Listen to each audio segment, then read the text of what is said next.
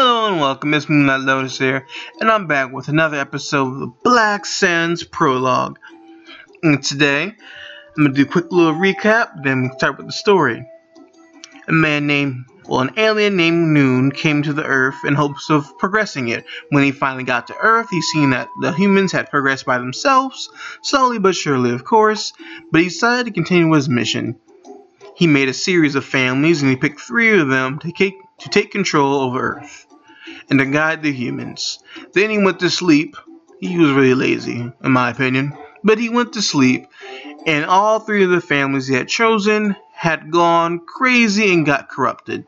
A woman named Gaia came to his domain with a message, but in the process sacrificed her life. She left Nuke with a lot of work to do and new hope, and maybe a little bit of a plan. So let's see what he's observing. Nuke quickly summoned the Eye of Oblivion to check on the other families. In his vision, he saw a grand complex built in dry lands of the north that was generating immense power. The Anunnaki had enslaved the locals and used them to mine the surrounding areas for resources to construct their facilities.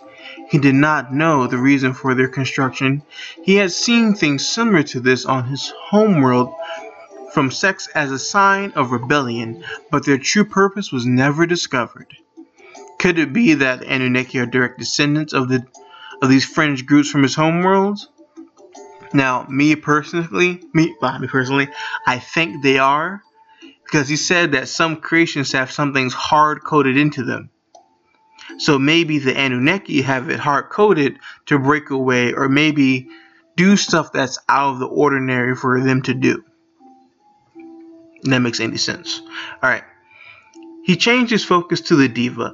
To his surprise, he was unable to locate them, but he found the ruins left in areas where they had originally settled. The land looked as if it had seen several generations of war, and the humans left behind were malnourished and diseased. Now, if you remember from the beginning with the Diva were good craftsmen, good warriors, good fighters. Now, the only problem with them was they were not good at sharing. So it made animosity amongst them, and situations got tense. So I think this is the end result of them. Like, they're either all wiped out, or they're just somewhere else fighting. Nuke closed the Eye of Oblivion and looked at a spot where Gaia's body disintegrated. He then turned and walked to the waters, going over Gaia's idea in his head. He placed his hands into the water, which turned red and then back clear again, as if it had been programmed with specific instructions. Alright, so what's he about to create?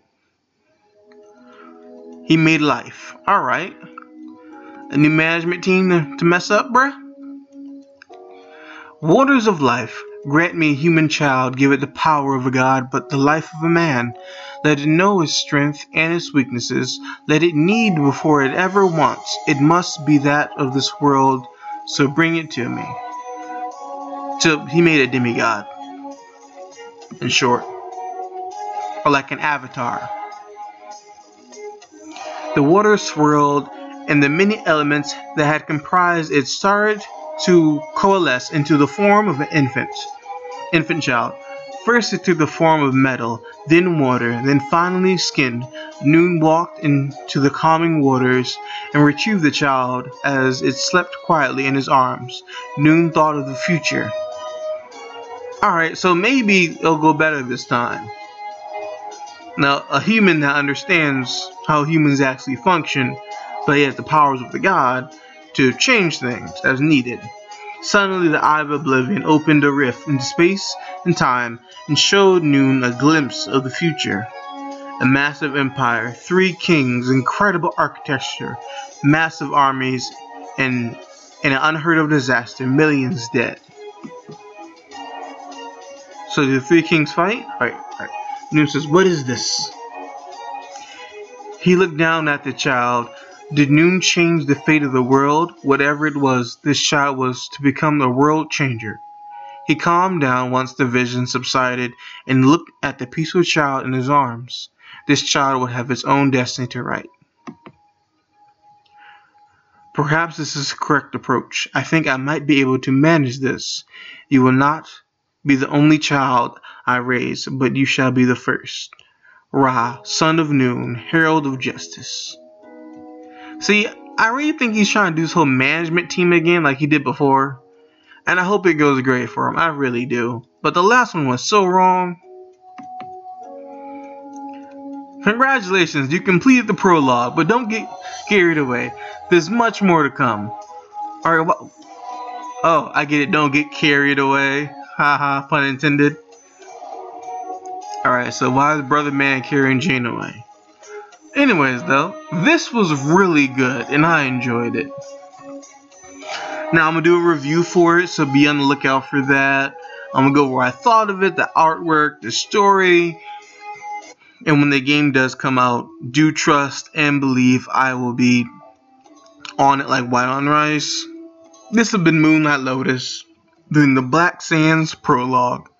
Hope you guys enjoyed the video. Moonlight Lotus, over and out. Oh, before you go, don't forget to check out the other two in the story so you get the whole idea. Alright, now I'm gone. Officially, Moonlight Lotus, over and out.